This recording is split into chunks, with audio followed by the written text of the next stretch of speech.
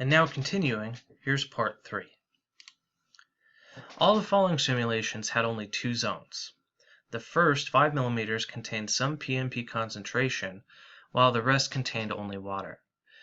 Here we have a graph demonstrating the effects of changing the diameter of the inner air cavity. Increasing the diameter resulted in a slight decrease in the photon's decay.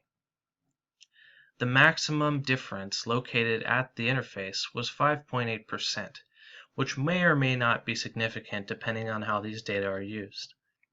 In retrospect, I would have liked to have tried other PNP concentrations to see how they affected that spread.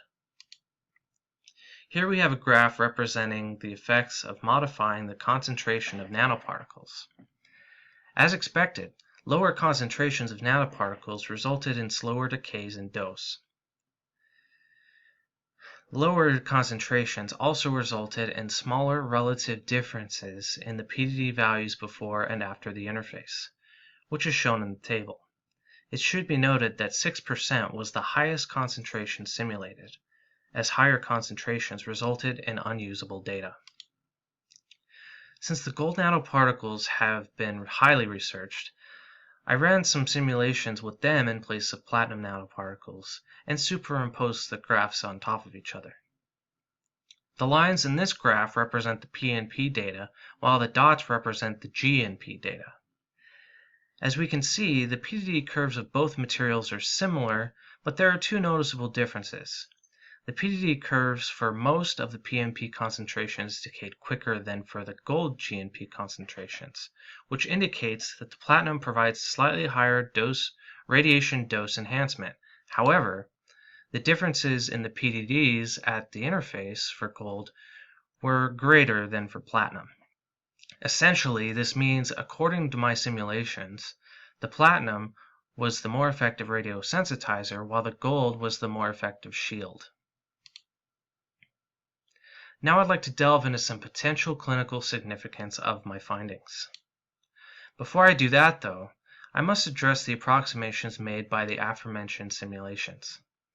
This is because we live in the real world, and simulations are merely simplified and ideal approximations of reality. For my simulations, 3 main approximations were made. First, the source simulated was a monoenergetic point source. In real life, X-ray source energies are spectral, and although a single effective energy can be approximated, it still may not be accurate enough to approximate what happens in real life. In addition, real-life X-ray sources are not dimensionless. Secondly, the geometry in the simulations was purely spherical. As ideal as it would be, not all real-life objects are spheres. Lastly, the distribution of the PNPs was homogeneous. In real life, the concentrations of the nanoparticles would vary due to many factors, some of which will be mentioned momentarily. So, in spite of these assumptions, what makes these findings potentially important? First, let's assume that the volume containing the PNPs is the target volume. In this volume, we have cells we want to irradiate and damage. Surrounding the tumor volume, we have the water-only normal tissue volume. Why water? Because water is often used as a phantom to approximate human tissue.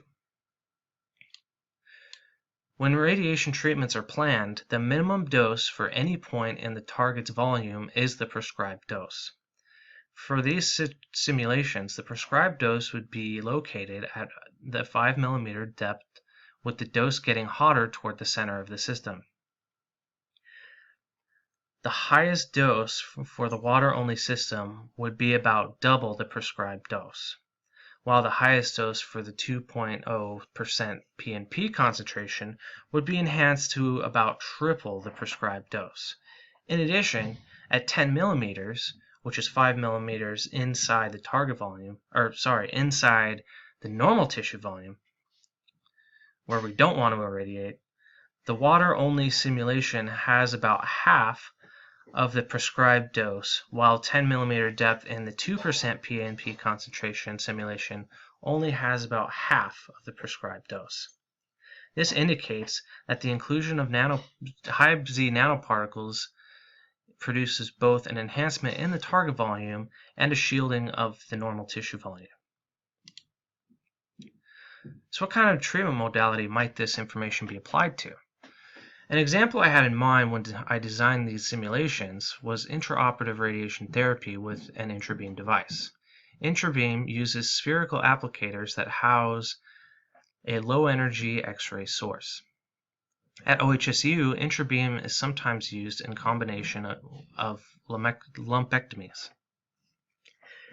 In this procedure, the tumor is excised from the breast, and then the intrabeam probe irradiates the tumor bed within the first 5 millimeters, typically being the target volume, and then the patient is closed up.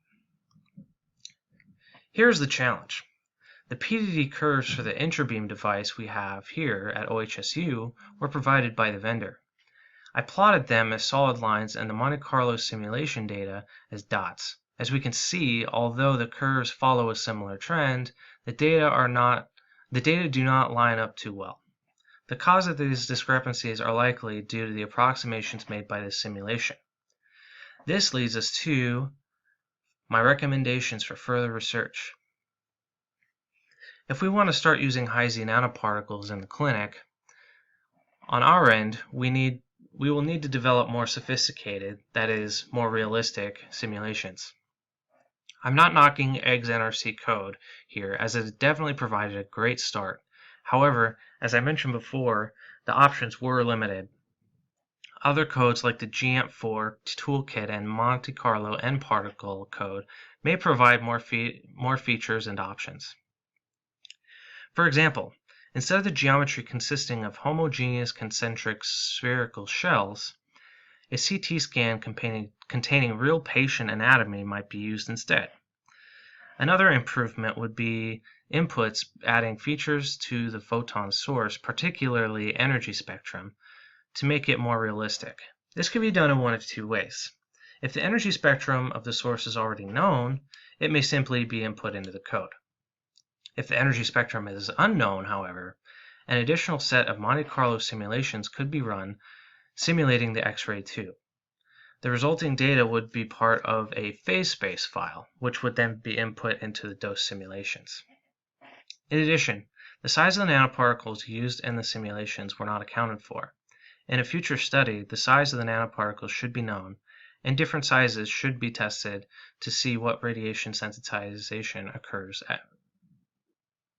due to the size of the nanoparticles. Here's a list of references I used in this presentation as well as my written thesis.